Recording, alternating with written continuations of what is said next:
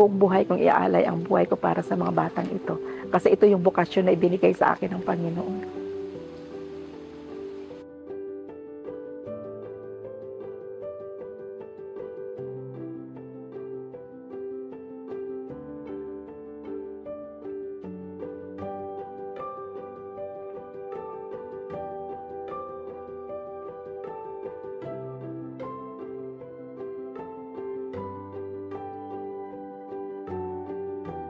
Hangga't buhay ako, iaalay ko yung buhay ko para sa mga batang ito.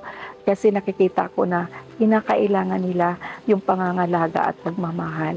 Kasi nga sila ay yung mga batang iniwan ng kanilang mga magulang. Ako si Sister Elena Lisa.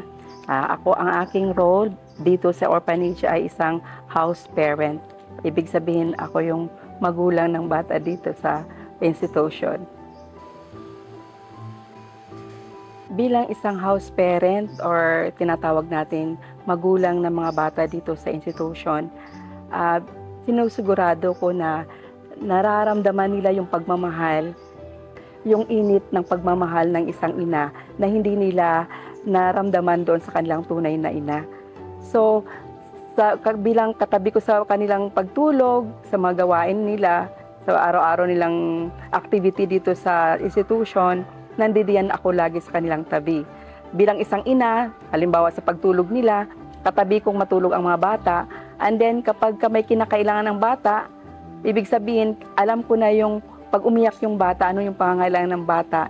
Ibig sabihin, titingnan kapag gutom, bibigyan ng dede sila.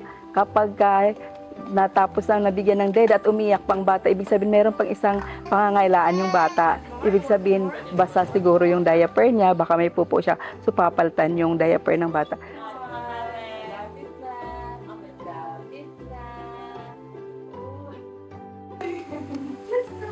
Let's go.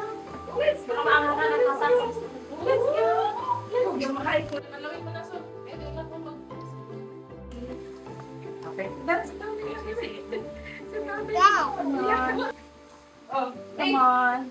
Babe.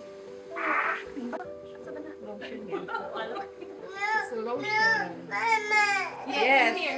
I'm here. Sa gayon, mararamdaman ng isang bata na talagang inaalagaan sila sa pang-araw-araw nilang buhay dito. Tapos, hindi lamang yun bilang isang ina dito sa institution, araw-araw ko rin pinagdadasal ang mga batang ito. Doon sa mga maliliit at lalo na rin doon sa mga malalaki na.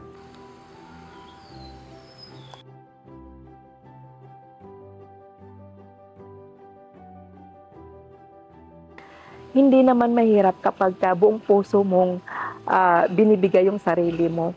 Mahirap siguro kung wala kang pagmamahal sa bata, wala kang pagmamahal sa bukasyon mo. Sa akin, hindi mahirap sa akin kasi alam ko ito yung bukasyon na ibinigay sa akin ng Panginoon para alagaan ang mga batang ito. Kaya merong grasya na ibinigay sa akin ng Panginoon na maalagaan ko ang batang ito.